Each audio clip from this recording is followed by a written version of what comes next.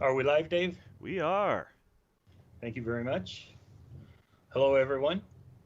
Thank you for tuning in to this first ever Outdoor Pursuits OP Online podcast.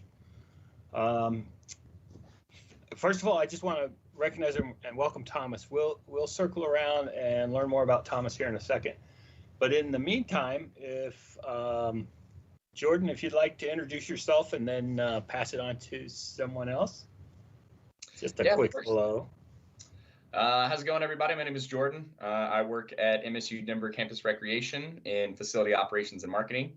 And I guess I'll pass it off to the next person. Liza? What's up, guys? My name's Elizabeth, or Liza, I'm student staff with Outdoor Pursuits. And I guess I'll pass that off to Dave. All right. I'm Dave Lamont, Assistant Director of Sports with Campus Recreation. Happy to be here. All right. Thanks, everyone. I'll take a moment here to introduce myself. I'm quite new to all this online broadcasting, and it's been a blast. And we've learned a lot in these last couple of months. It's been fun. So I am Brian Ferguson. I'm your host today. And if you'd allow me just a few moments to kind of talk about OP Online and this series of podcasts. Topics will include trail construction, equity in the outdoors, rescue, teaching and learning in the outdoors, and ecology. And just about any other topic related to the outdoors you can think of might be included. So we look forward to keeping these podcasts as part of Outdoor Pursuits from now on, inspired by the pandemic and working at a distance. But they seem to be like they have a lot of potential, and we're really looking forward to doing more of these. It's an honor for me to introduce Thomas. And I want to tell you for sure that it's been a real pleasure working with him to set this up, along with the rest of the crew. I want to thank everybody for all your work. Thomas Horner graduated from the University of Colorado, Denver with a geography degree and a GIS certificate. His lifelong interest in computer programming, meteorology, playing in the mountains has spurred him to launch Highpoint Weather, a startup weather forecasting software company for the Colorado high country.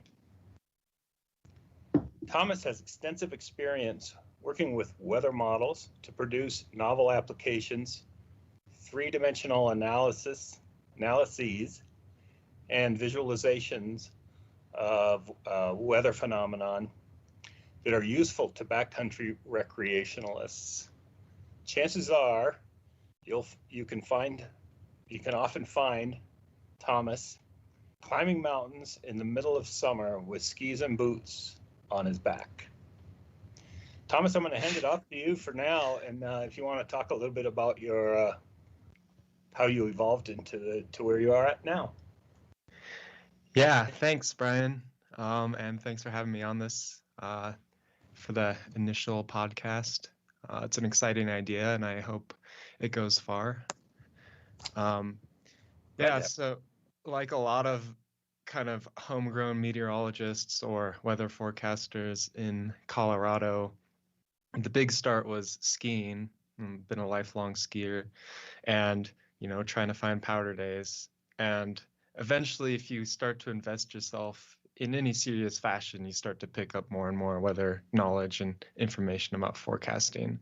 So that's just kind of been a natural progression of 25 years of chasing powder and being interested in the weather phenomenon that causes that, and having a degree that's adjacent to earth sciences helped extend that further. And then my current job, in addition to working on Highpoint Weather and whatnot, is as a software developer. So using all those things in the background, it's pretty easy to kind of cultivate the ability to forecast and do forecasting software and analyses and things like that.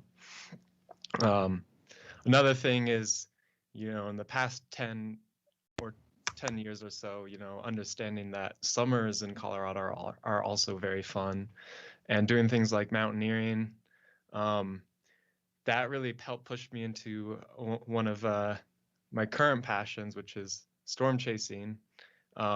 After being stuck on a ridge line multiple times with instant flash boom lightning all around, and surely thinking quite highly that you're probably going to die from lightning, that will spur you to really more holistic and well-rounded appreciation for weather in both winter and summer. So this season we've been doing a lot of snowstorm forecasts and things like that, but in the summer we'll transition to a pretty heavy focus on lightning safety and thunderstorm probabilities on a pretty small scale in Colorado. I can certainly relate to that, being on a ridge or a peak and having those thunderstorms that sneak in from the west. Yeah, especially when you can't see them. Yeah, on the eastern slope. And oh my goodness, for sure.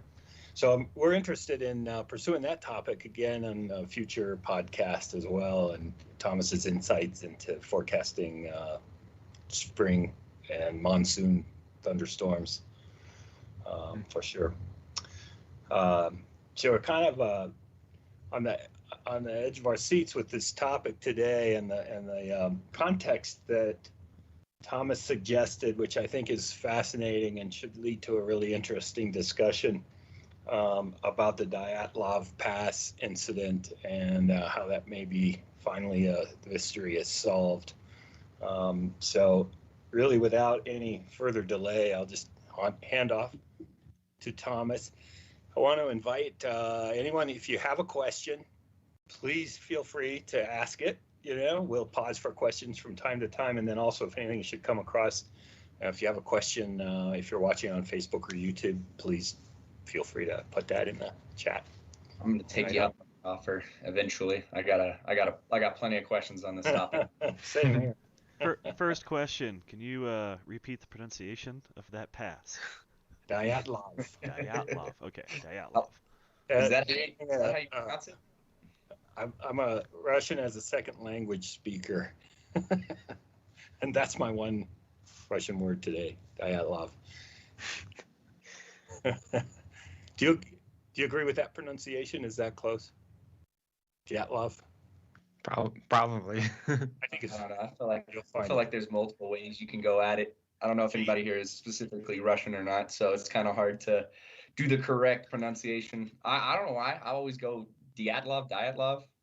I guess the question that I don't know is, did they name the pass after the guy we're about to talk about? Or did it just happen to be named that? I think they named it after him, after he died up there.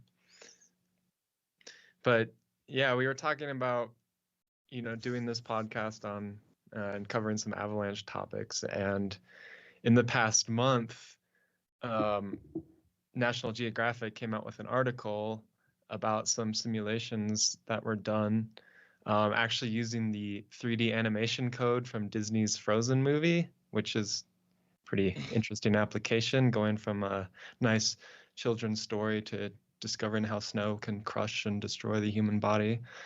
And that kind of this like a 60-year kind of mystery, in that there's some interesting factors about the disaster that are hard to explain with just an avalanche having occurred. But about 60 years ago, or in 1959, a group of Russian cross-country skiers from the local university went on a 2-week backcountry or cross-country skiing trip across the Ural Mountains. And they were all very experienced. This was not their first trip, and pretty young and pretty fit. And a few days into the trip, they camped on the side of a mountain locally known as Death Mountain, which that's mistake number one. Don't camp on any mountains called Death Mountain. Here. Regardless. and they never came back from the trip. And sometime later, Soviet authorities eventually found their destroyed campsite and found that they had cut their way out of their tent, and then found, naked bodies with their eyes missing and traces of radiation down in the trees about a mile below the destroyed camp. And the most likely explanation has always been that it was an avalanche, but these were very experienced travelers who knew about avalanche safety, and this was kind of on the side of a slope that was not really the angle requisite to actually slide and produce an avalanche, nor was it snowing at the time. So that kind of put that explanation into a bit of question. And the newer research that was released in the past month has really pushed the needle pretty firmly towards the avalanche explanation. So you don't think it was an abominable snowman attack? Well, they described the avalanche as just a small chunk of snow. So if you were to think of, it's about abominable snowman sized. I mean, and a snowman is just made of snow. So perhaps this is final evidence of a abominable snowman. I'm just looking up a couple of things on it, and it's kind of crazy too, because about the conspiracies behind it. And I think that makes a lot more sense than, just like some kind of a UFO thing or a military cover up. And I mean, I think it, snow, based off of kind of what you said, has a pretty big, if it impacts you at enough speed, I mean, it has an ability to kind of really bruise and leave marks based off of how some of the marks were left, or at least described on a lot of those hikers. So, yeah, if you've had to dig through avalanche debris, and hopefully only in a training scenario, but for instance, in the avalanche accident that occurred near Ophir Pass earlier this season, they had to use chainsaws to extract the bodies. That's just how hard the snow was from the avalanche. So it's not out of the question to think of blocks of snow with the size and consistency of refrigerators really bludgeoning and crushing you. Man, I'm such a believer. I just want it to be aliens. Wow, yeah, I knew nothing about this. What a crazy story. So the new research was interesting because it pointed to the fact that they were camped on the leeward side of a mountain and there were strong winds, and likely the trigger was just wind loading near the top of the slope. And it looked to be very localized too. Like in general, much of the slope was less than 28 degrees or so, but they think that just a piece that just happened to be right above them kind of broke off and went through the camp at a pretty good rate of speed. And then that also brings into question, when you're at that threshold of slope angles for avalanche, you have to be pretty careful because the difference between 29 degrees and 27 degrees can be your life. And one of the things they were looking at was with the amount of snow, especially since it was a leeward slope, kind of masked the underlying angle of the actual terrain, which was a bit steeper than the snow surface showed. And that was a factor that was probably enough to get it to slide. And when they cut out their tent platform, that was created a further weakness that opened up that opportunity. I thought go ahead, Brian. Which is interesting in a couple of ways. One thing that comes to mind right away is the fact that we go and we dig our avalanche pits, our hasty pits or our data pits, in a way that's very similar to digging a tent platform on the side of a slope. And I've always wondered about that wisdom of that. And then also, though, another thing is, in our avalanche training, and we teach and learn quite a bit about how there are trigger zones and little microclimate sweet spots, for example, where you might trigger an avalanche that you might not expect. And Thomas's point about being, it could the snow could disguise the steepness of the slope underneath and the layers within the snowpack as well, right? Yeah, and we have modern technology has brought us some new uncertainties and ways to get into trouble, primarily with slope angle shading maps like you can get on CalTopo. And in an incident, I think 2 years ago, a pretty famous incident here in the San Juan Mountains with an Airy 2 class that descended a slope and ended up having one of the class members die in an avalanche. And CAIC discussed this pretty heavily, but they did a lot of their planning down to a very small scale using these slope shading maps that are using a 10-meter digital elevation model.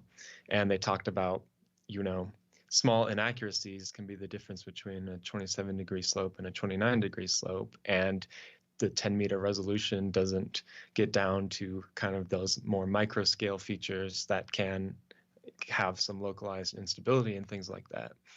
And interestingly, LiDAR has become a very popular technology recently. And in Colorado, there's a lot of more publicly available LiDAR data, specifically a set of digital elevation models taken from I-70 from the tunnel to Summit County that cover a lot of the mountains that are to the north and south side of I-70. And this is like much, much higher resolution elevation data. And people have been going through and comparing slope angle shading maps produced with this data to what's available at the 10-meter DMs. And obviously they're finding on a smaller scale, there's, more hazardous areas that you can't find on a 10-meter map, but they're finding entire slopes and mountain faces have a slightly incorrect slope angle on the 10-meter DEM, or we're talking like a 500-foot long slope. And that's no small deal. And it's the difference of between 27 and 30 degrees, which is all the difference in the world. And luckily these LiDAR DEMs are, I think, already available on CalTopo and a lot of other publicly accessible sites. So, they're making their ways out there, but it's been interesting to see the comparison of, slope angle shading maps are great and absolutely a valuable tool, but, their authority, and here's the data can be misleading in terms of their actual accuracy. Yeah, and if I can jump in, I just saw a post from MSU Denver, the Red, about a gentleman named Chris George, who is a MSU Denver grad. It was Metro State College in those days when he graduated. And his point that I think fits well here was, and one of his quotes was that you need about 40 years of experience on one single slope in order to really get a handle on the snow situation and environment. Because it's just so variable. Yeah. Goalie to goalie, aspect to aspect, for sure. Tree to tree, certainly different. Yeah. Mm-hmm. Yeah, and the hard part is, you only have a negative feedback mechanism. You don't know for sure until you mess up. I'm a little bit of a novice. So maybe can I ask, what's the difference? Why does a 27-degree make so much more difference as like the 29-degree? I heard you talk about that a little bit. Why is that so significant? Or why is it important to know about that? Well, it's just basically just simple physics.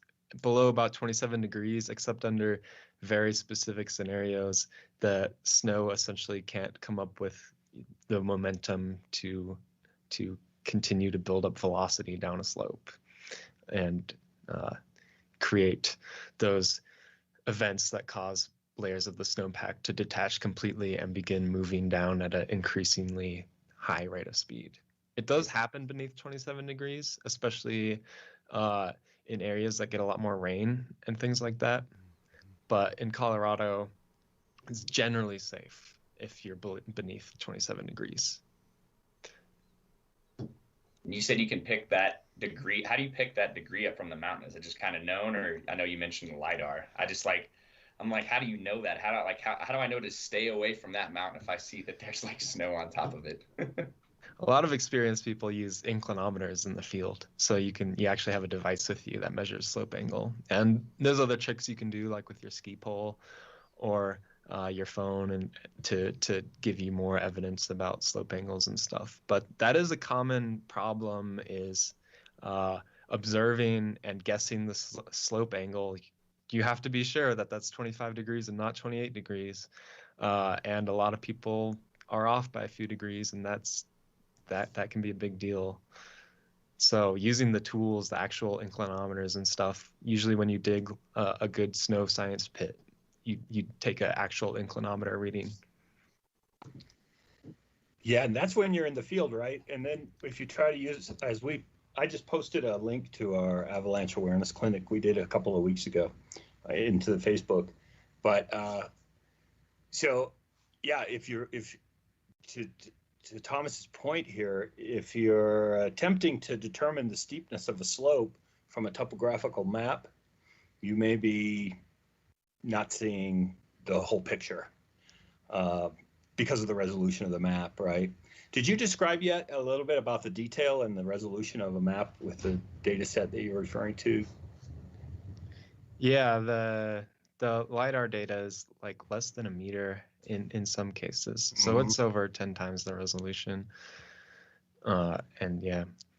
And so when you're using the slope angle shading maps, they're helpful for kind of planning your route and maybe assessing the likelihood of danger on various slopes. But to go back to that incident 2 years ago, it sounds like the class actually had a slope angle in mind in their head that they had evaluated from this map, and were basically thinking to themselves, this is a 27-degree slope, we can ski this. And the CAIC took measurements, and it was a couple degrees higher. So it's not an actual objective measurement of slope necessarily.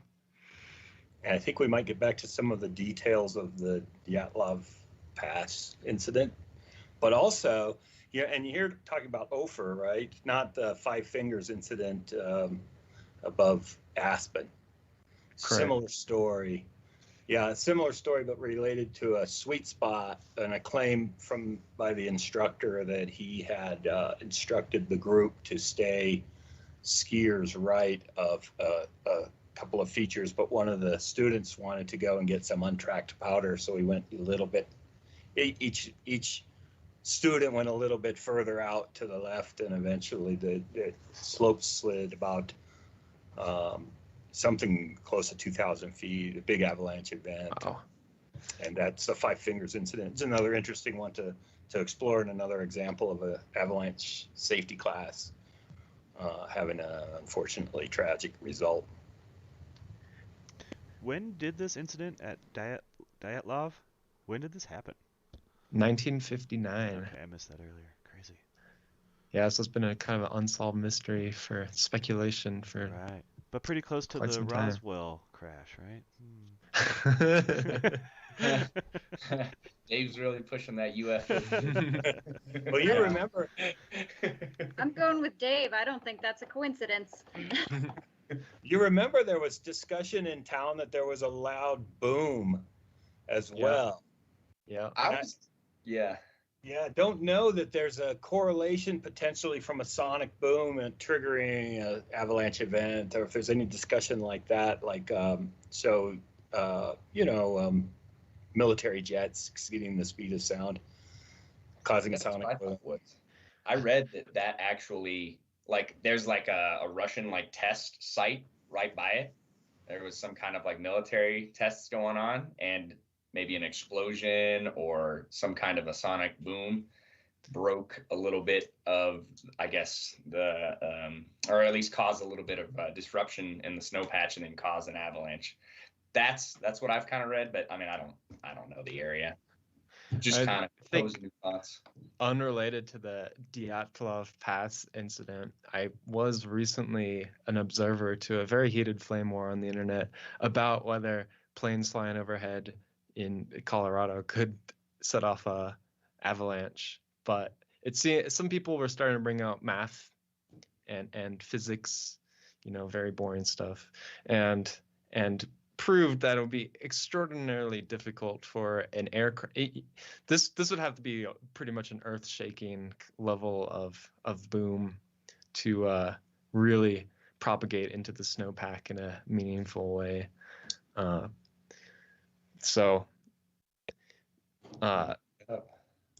thought on that. Dave, that would require that the snowpack would be in such a state of delicate state, if you will, that if a plane triggered it, it probably would have gone in a few minutes anyway. I mean, right? That's certainly what... or cutting the tent platform. Yeah. But then again, it was triggered by just some wind loading over the course of the night. So how close to its tipping point was it? Yeah, right. Yeah. There is this point where it does fail. Mm-hmm. Every avalanche at some point reaches a tipping point where it fails or it doesn't avalanche. So I like a little quick Google search right here. It says a sonic boom is just barely enough to trigger an avalanche. Unless you can shout as loud as a jet plane, you won't be able to set off a wave of falling snow. So I think that's funny. That fits some of the folklore, right? About gunshots or some other thing, and people making it safe by making noise, and that would trigger an avalanche. Are some of the newer Avalanche technologies, I think some of them use sonic technology to trigger slides. So it's in the realm of possibility. A sonic boom too is a lot different than a jet. Right. Yeah. It sounds like avalanche danger was a bit higher in the early 2000s when dubstep was really popular.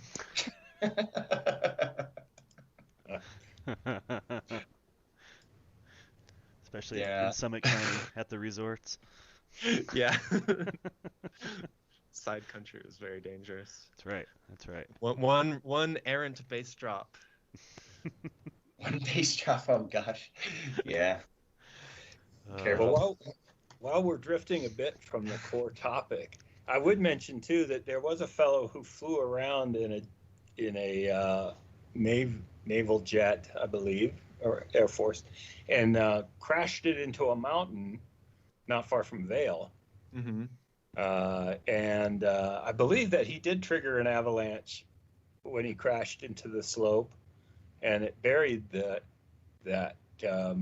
It's a kind of jet that can take off vertically. That's a Warthog. No, Harrier maybe. Nah, but anyway, it was a utility kind of jet. You flew around till he ran out of gas, and you can find that story on the internet as well. And crashed it into a slope, a couple of ridges behind Vail. I think it was Vail. Yeah. Yeah. And it slid and buried the better part of the fuselage, and wasn't found for some period of time. And even though they were obviously looking for it. So, there's some relationship between planes and avalanches. Yeah, I think the Uruguayan rugby team that crashed in the Andes, they crashed onto a slope, and a lot of the survivors died in a subsequent avalanche. So.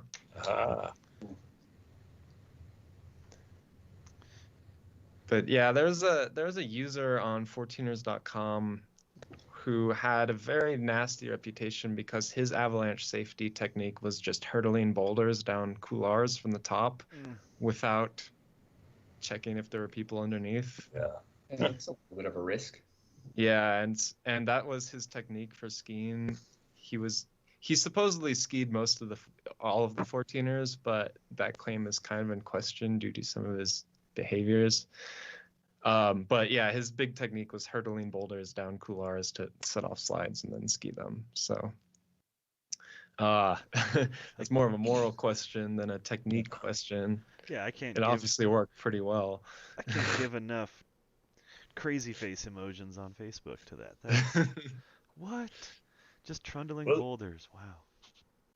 trundling too. Yeah, so we had that fun. And also, though, wouldn't you imagine that many of those boulders might be precariously balanced, and as the spring thaws come or summer, Yeah, you late into don't need fall, more they might loose be rock in the released. couloir. Yeah. Yeah. Exactly. Yikes! Wow. Yeah, for sure. Hang fire or something like that. Mm-hmm. Well, I want to know more about this pass, this dialogue story here.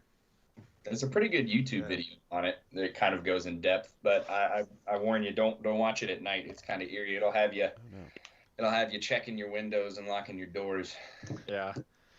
Like one of the things where they were all found naked, and I mean, that's strange, but really that's pretty common for hypothermia victims. And the paradoxical undressing, right before you die, you get very warm, and you want to get cooler. So, did they ever find clothes at all? Yeah, they found. Yeah. Okay. They found, you know, some of the stuff they found was interesting because it's like the clothing and parts of their equipment did have the evidence of like traumatic force and traumatic injury, which was like, why is this evidence here if this was just a minor avalanche on the side of a mountain that they tried to escape from? Let me, another thing related to that too, though, is that when I was a kid and we went and we did a lot of winter camping, we went year round, one day a month. So we were camping in December, January, February, and we were instructed to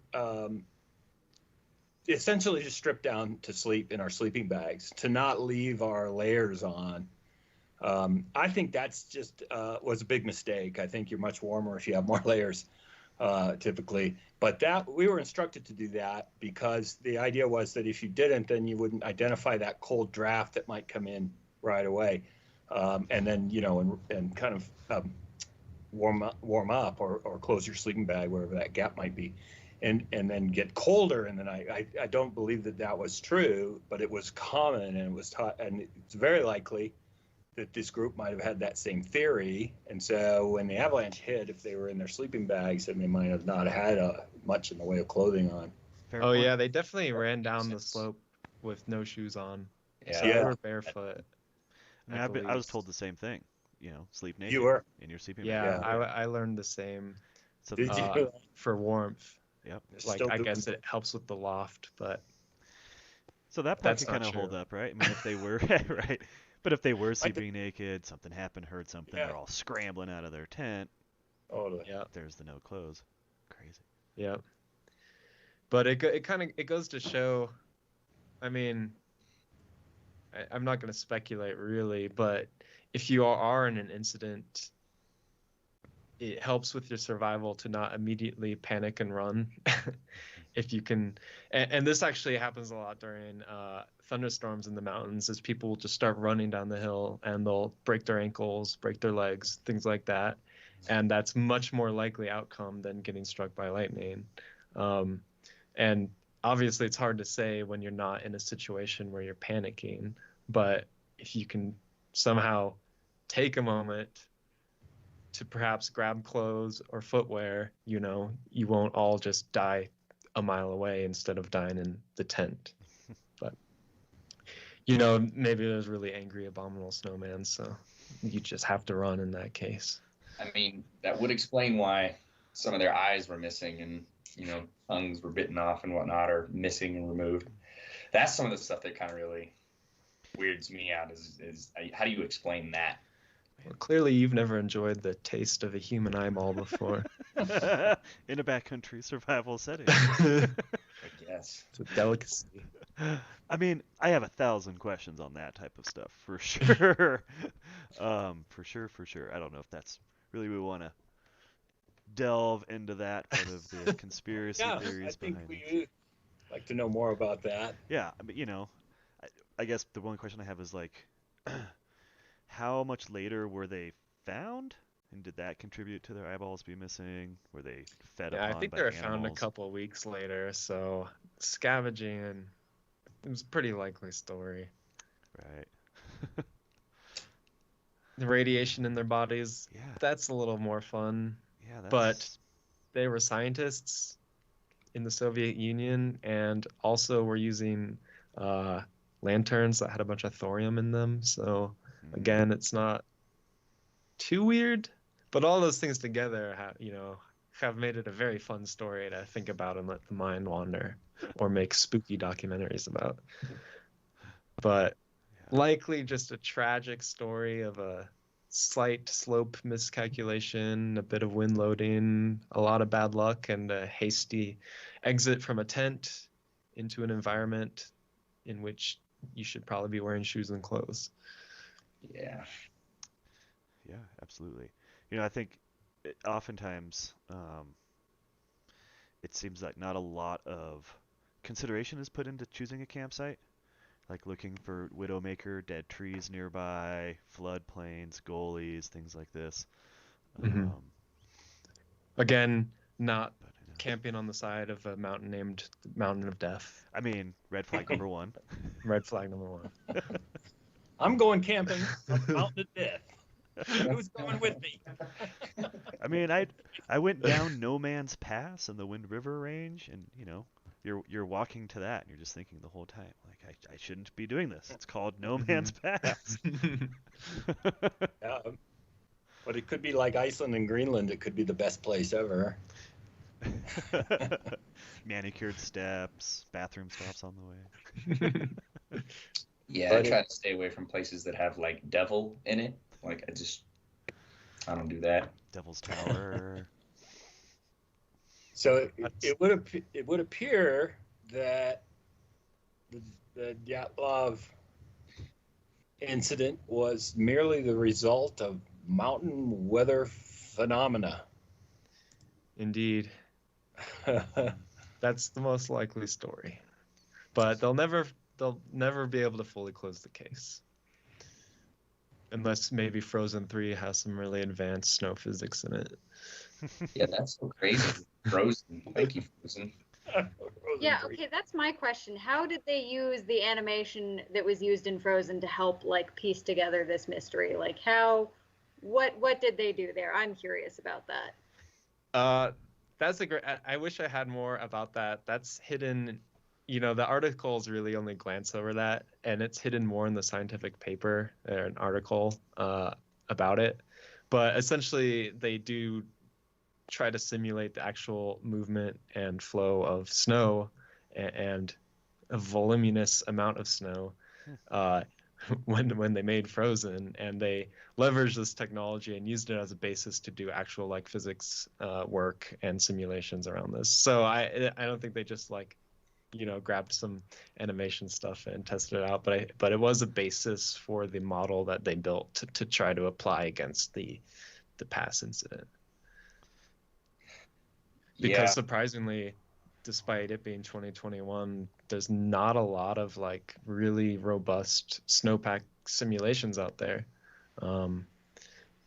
And that's kind of still a very new and emerging field in kind of geomorphology or weather, depending on what camp you assign that under. I would think a lot of that is just availability of powerful enough computers to crunch that data. Yeah. In any type of effective way, right? Well, yeah, it sounds like, maybe the only way that they had a powerful enough computer available is if it was attached to a, multi-million, billion, whatever dollar movie that Frozen ended up being. So maybe that's a weird upside to some Disney movies and animation. Yeah.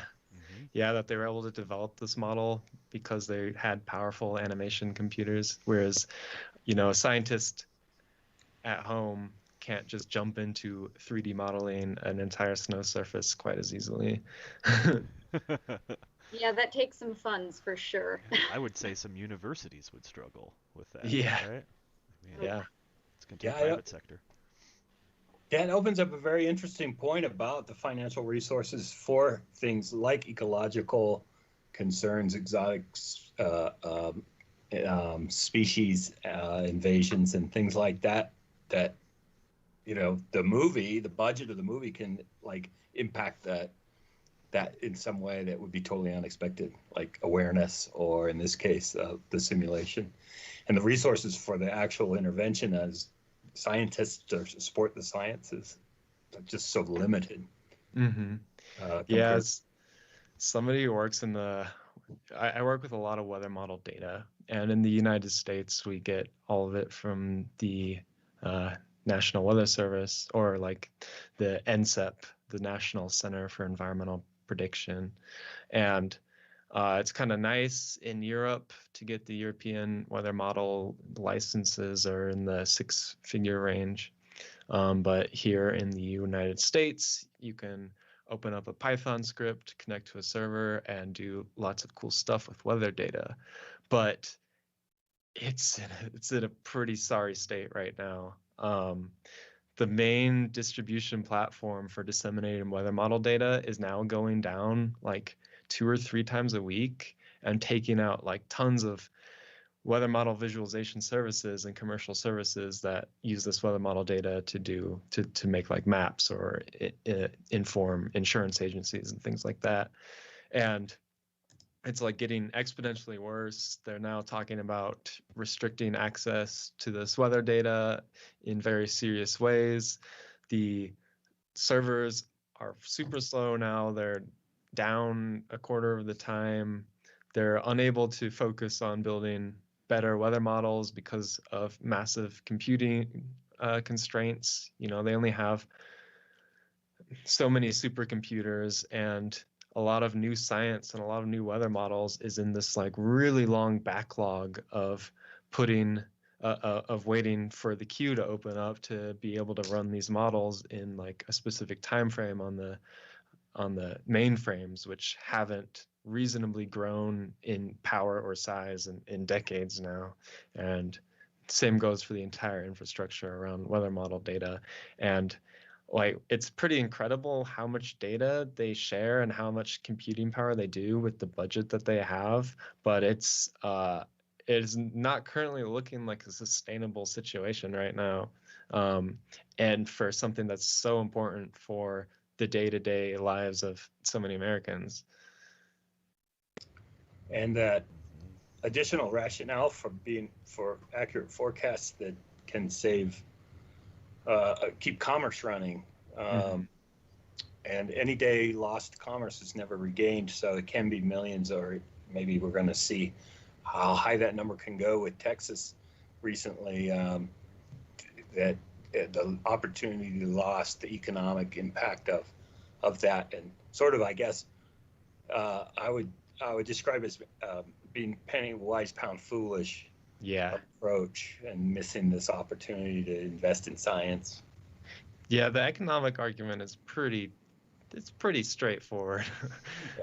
And that's ignoring, the fact that hundreds of people lose their lives in weather and climate related events every year. So, it's pretty incredible that the essentially weather infrastructure is just limping along with the tiniest budget imaginable. And it's incredible that they're making it still happen. But, that status quo doesn't seem like it's going to survive into the next 5 years from now, especially with all of the exciting new developments in analyses and simulations, with neural networks and AI, and how like a lot of the new weather models are increasingly smaller resolution, or I guess higher resolution. So this same model that's very popular 5 years ago, each run of the model was about 60 gigabytes in size for, let's say, a 6-hour time period. And now it's like 100 gigabytes in size. And, it's just scaled exponentially while the amount of people who are using it, because of how easy it is to use weather tools and write scripts these days, is also increasing exponentially. So that's going to be a crisis that occurs, and it's basically already started to occur in the weather field right now. And we can see how that applies to other fields of sciences, especially in the environmental and earth sciences disciplines. And avalanche forecasting as well. Their real original reason for creating the CAIC was to keep the roads open, keep Mhm. commerce flowing. And I'm not sure how the investments go on there, but they do fundraisers quite frequently. I know that.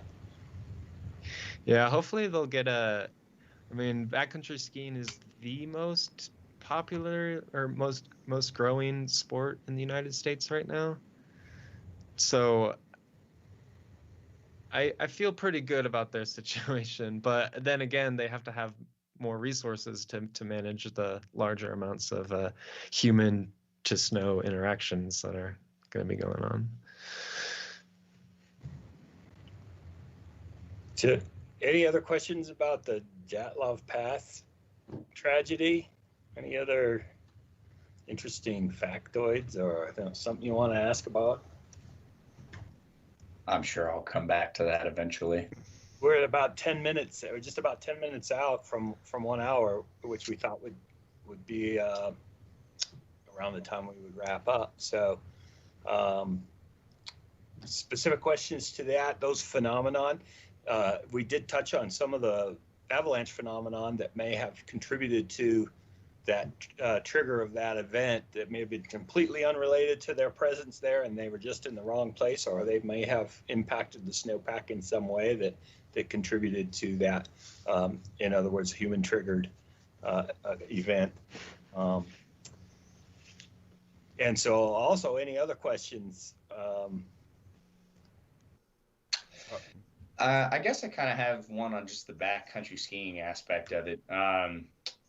Obviously, COVID-19 has kind of impacted how much people are going out and doing things and whatnot. Is there a possibility that more accidents are occurring because, less people are going out? That means less terrain is being kind of covered up and touched. And then, when it does get touched, since not a lot of people have been at those areas, it finally starts to move, or does that have an impact or anything, or am I just speculating something? So I looked into this recently, and ski compaction, it is a thing. I mean, ski resorts rely on heavy ski compaction to keep their terrain open and safe.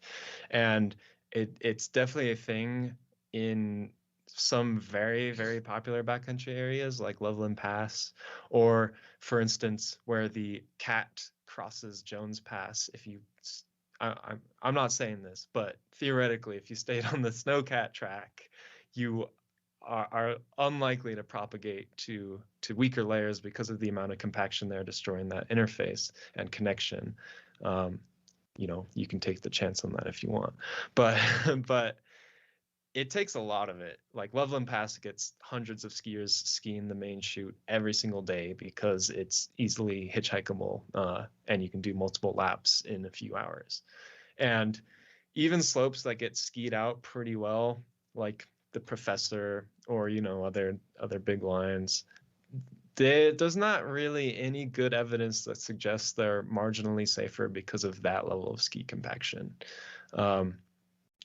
So I don't think traffic in that sense is making a big change to backcountry hazard. It's more of the human behaviors and how they've changed, which is perhaps a contributing factor to. Obviously, we've seen a lot more deaths this year, but how much of that is our very terrible snowpack, unusually terrible snowpack this year?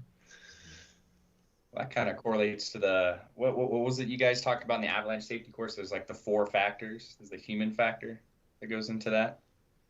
I guess that might make a lot more sense if it's just like people just being ignorant or something like that. Not saying that that's what you were saying, but if you're not really paying attention to the snow area, you're really, concerned about getting to a specific part and skiing down because it looks nice. Like that's just like a really big factor that you can't ignore.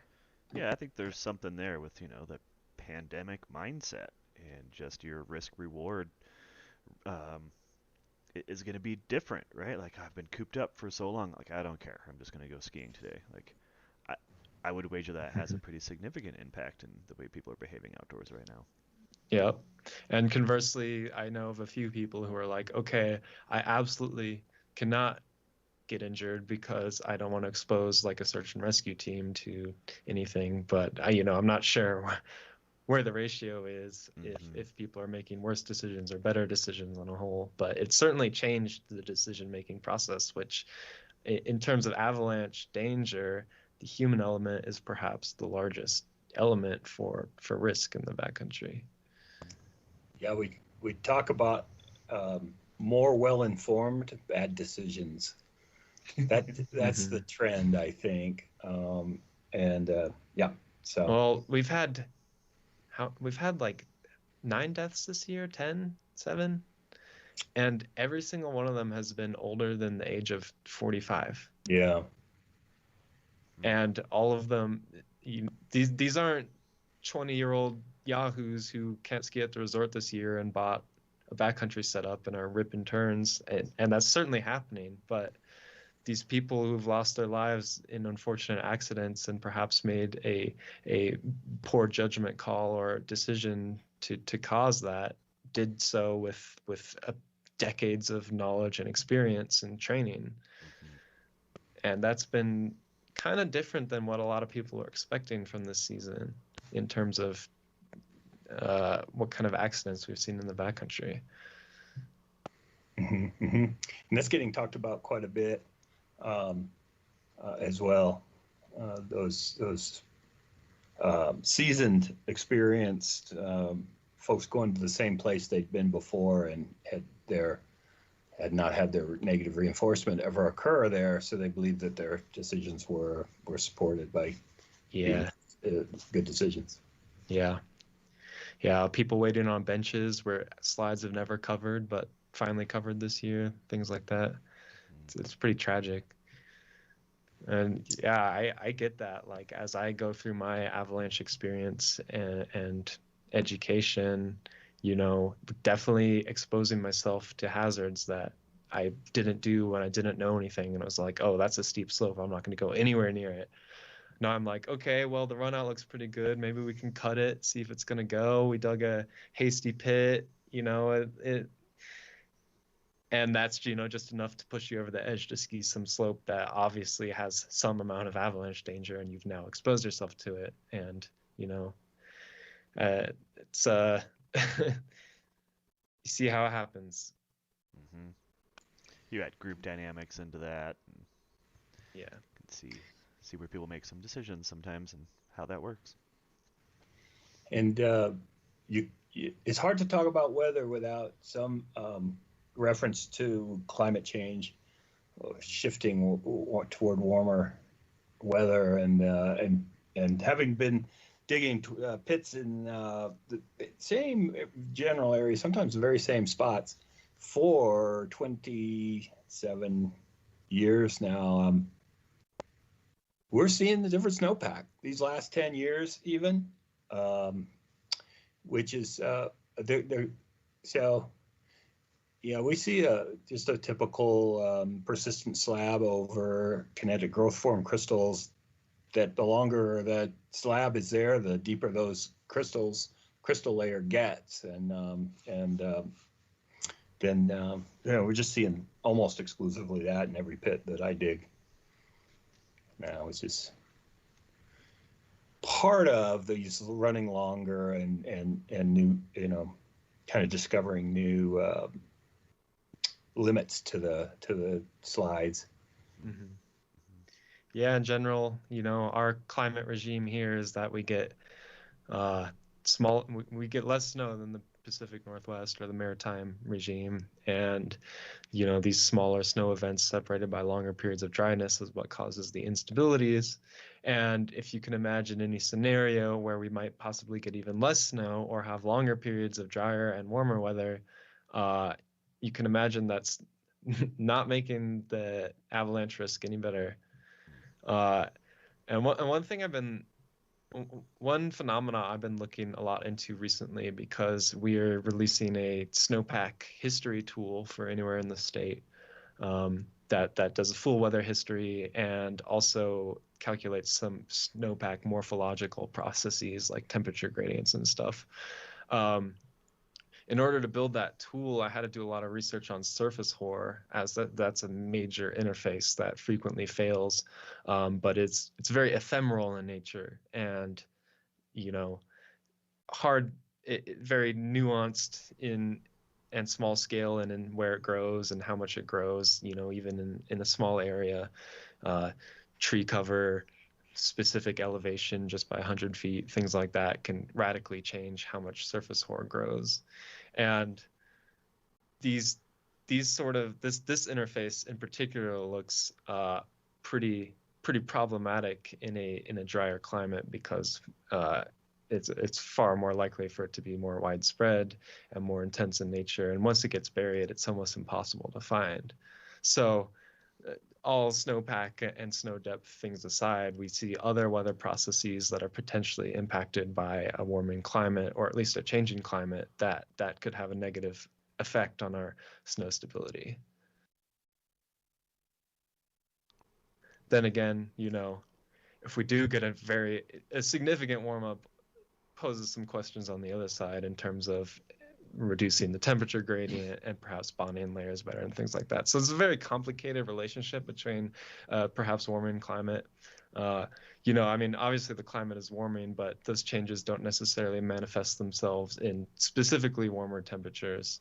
We saw this huge Arctic outbreak a couple weeks ago, and that was actually in response to a massive sudden stratospheric warming event where the upper part of the atmosphere increased in temperature by 30 degrees in just 2 days.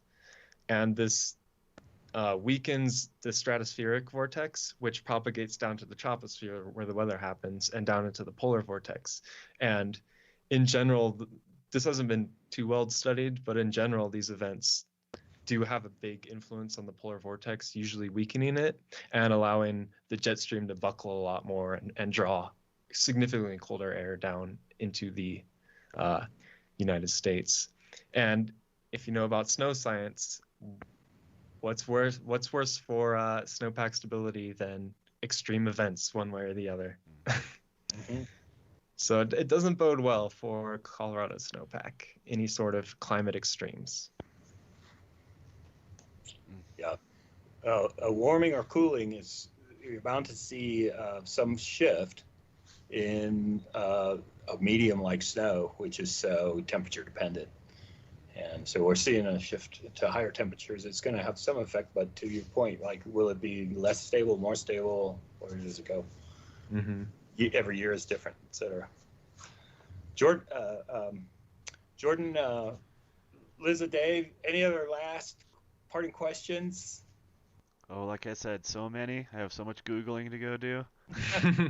Yeah. But no, seriously, no.